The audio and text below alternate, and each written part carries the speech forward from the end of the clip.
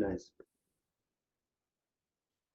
All right, today is, what is today? November 4th, Friday. November 4th, Friday, and it's a little after 11 a.m. Arizona time in Phoenix, Arizona, and we are at Desert Blockchain Camp, and we have Mr. Willie Masters with us, who's a longtime member of the Desert Blockchain community, has supported our community for some time, and has agreed, if I'm not mistaken, to participate in this potential user interview and give us his feedback on the platform that we're creating as a Desert Blockchain community member.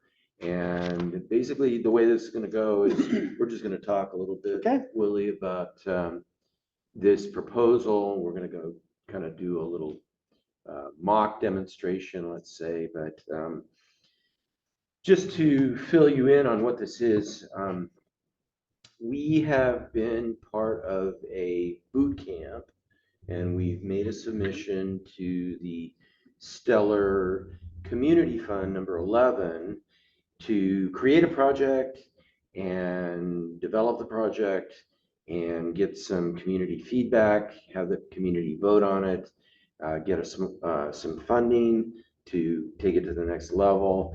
And this part is basically asking community members like yourself to give us some feedback on this proposal, this project, and so that we can basically take it to the next level, iterate, and see what a user thinks, basically. So maybe for disclosure, I should disclose that I do own some XLM, which is Stellar's native token. Perfect. That's awesome. All right. We like that. we might use some of that. I'm across the board. That's right. So the project is called SNNAC, and it's SNNAC, and it stands for Stellar NFT NFC Access Control.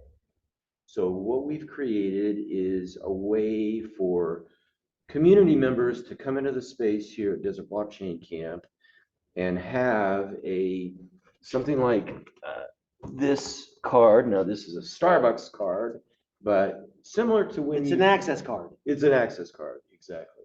So similar to when you check into a hotel room and you want to open your door, you wave the card in front of the door sensor and the door opens, basically. Just did that all week in Mazatlan last week. Awesome. You're primed. That's right. You did your own. I was using the access card to scan to get into my room. Yes, I was. So the idea is to offer this, but instead of it being connected to some sort of central database with a hotel chain that you can't audit or whatever, this is a way to interact with the Stellar ecosystem without having to set up a wallet, and we will have an option so you can use your own wallet, your own. You would have to have a wallet, would you not, to store your NFT? So that's a great question. We actually will have a wallet set up for Desert Blockchain, and we will pre-set up the NFTs as well as the accounts and load the accounts with a small amount of lumens, and that will be coming out of part of the monthly Patreon Desert Blockchain Citizen funds. So does that make sense? Yes, I can kind of see where this is going already.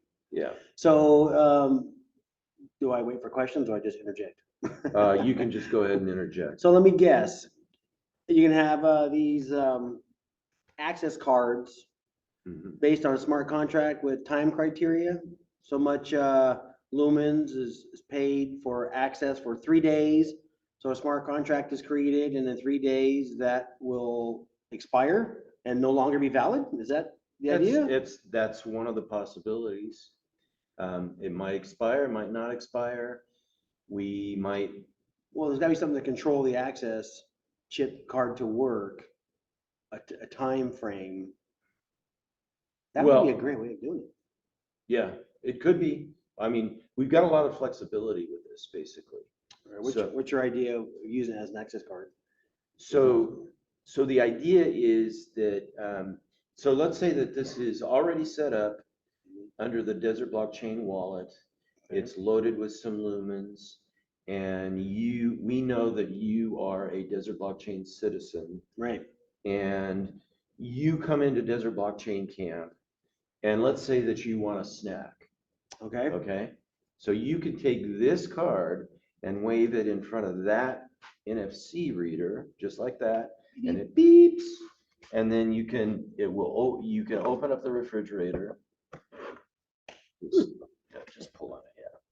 Oh, it just pulls. There you go. Okay. And voila, you have your choice of peanut butter toffee pretzels or sunflower seeds, or So there's no control over the things that take out of the refrigerator, only that I can open the refrigerator. well, we could have control over things that you take out of the refrigerator, or it could control the front door to the.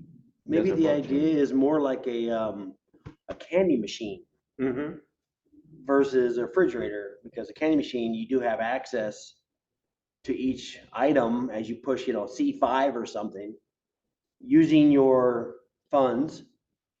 Yep. Versus open access to, you don't have any idea who takes it. Right, yes, that's the. A vending machine would be probably the better idea. Yep, yeah, Okay. does that make sense? Yeah. So imagine this, where instead of a card, you also might be able to use your smartphone.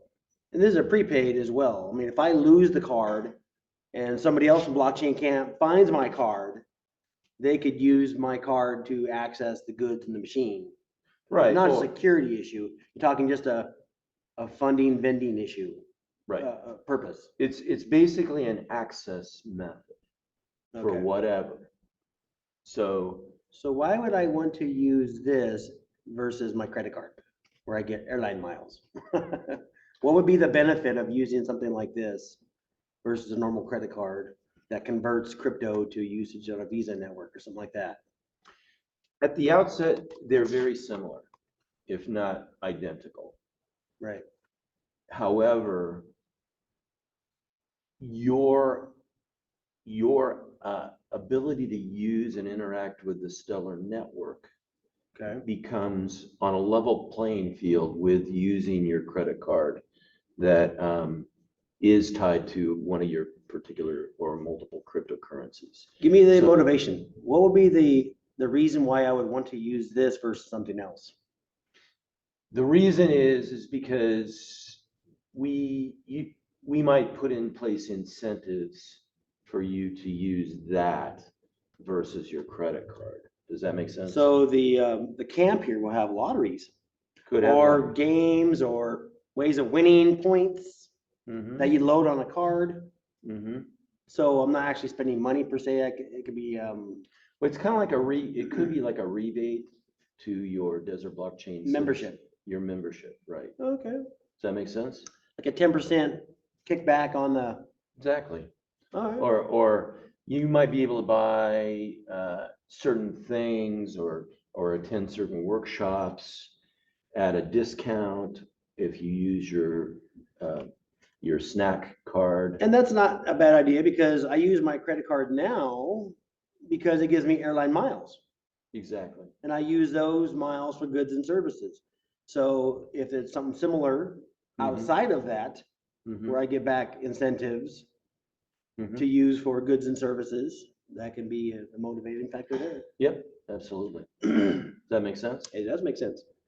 And any other thoughts come to mind? As a matter of fact, there's a company in Utah right now. The ex-president of Discover Card is funding and sponsoring a group to create a company called Switch. And Switch is the same kind of thing. They're encouraging you to use their credit card, and you get cryptocurrency as a reward, and then you can use that their native tokens to purchase goods and services from their website. And I think that's going to become more and more of a common thing to incentivize people to adopt this technology and cards. Mhm. But, it's limited. Right now it's credit cards. I mean, you don't get incentives back for having memberships that I know of. Maybe there are some out there. I don't, Mhm. I don't know, but, certainly the world is wide open. Mhm. Cool. So, any other thoughts, or is this something, if the incentive was there for you to use this in the Desert Blockchain Camp, is this something that you would consider using? Yes, because, you might have a good idea, but if there's no adoption, who cares, right? Right. So, usually these different cards have some sort of incentive to motivate and promote. Word of mouth is a good promotion unless you're paying for advertising. But, if there is some kind of incentive from money that I'm already spending, then yes, that would be a motivating factor for using the card. Absolutely. Of course, there's always the gauging between, one thing or another, but I mean, if you're already going to be spending money, then why not get some benefit for it? Mhm. That's a motivation, sure. Cool. Sure. All right. Well, Willie, thank you. We all like free, right? Yeah, we all like, Discounts, coupons. exactly. Yeah, and yeah, and ways to, you have been a Desert Blockchain citizen and showed your support in the past, and this is a way to enhance that citizenship, uh, There's, basically activity, right? when I go to a lot of seminars, and it's not uncommon to hear a common phraseology about making money. There's two ways to make money: by making it and by saving it. And Mhm. so, both sides are equally important. I don't make money to go out and, I don't try to make money to go out and blow it by paying overprices for items and so forth and services. I always try to get services and items at a discount so that I can save money that way as well. So Mhm. it's a good way of making money. All right, anything else, Willie? No, what's the timing of this? Is this going to be, oh, you're looking for the grant to develop this? Is that correct? The grant will speed the development of it, yes. What kind of, if you were funded on this, what kind of time frame are you looking at for implementation of a model? We've made a ton of progress this week, thanks to the boot camp. So I would say well, I'm always optimistic, but I Right. think by the end of the month, for sure, and possibly sooner. So Who are your primary target customers for such an item?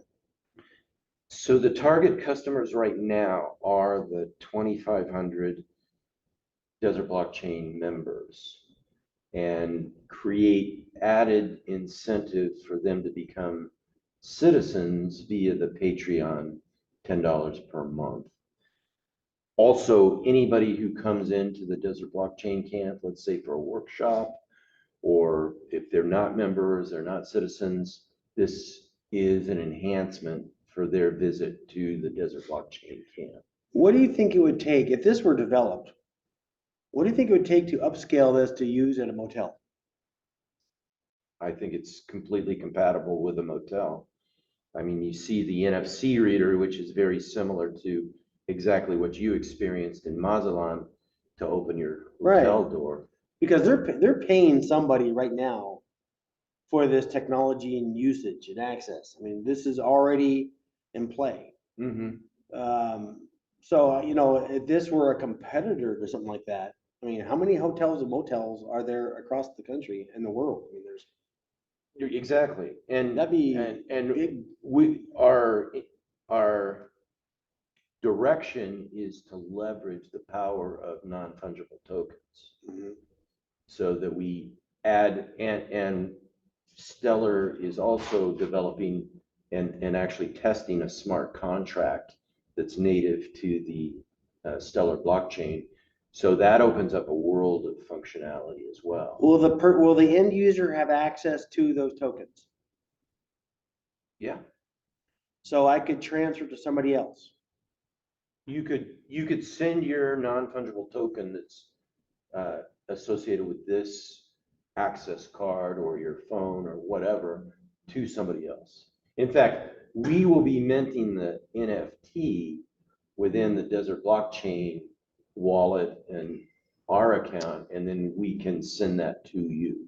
Is there any concern about knowing your customer and who you transfer it to? So, Because I'm just thinking motel. yeah.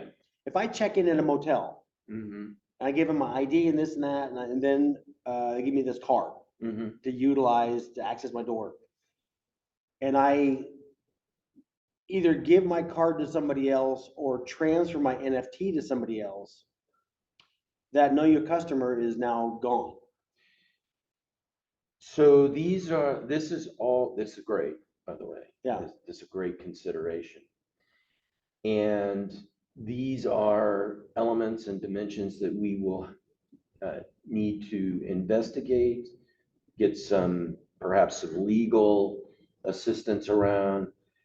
We don't quite know, but the idea is we've got the know your customer on the Patreon platform.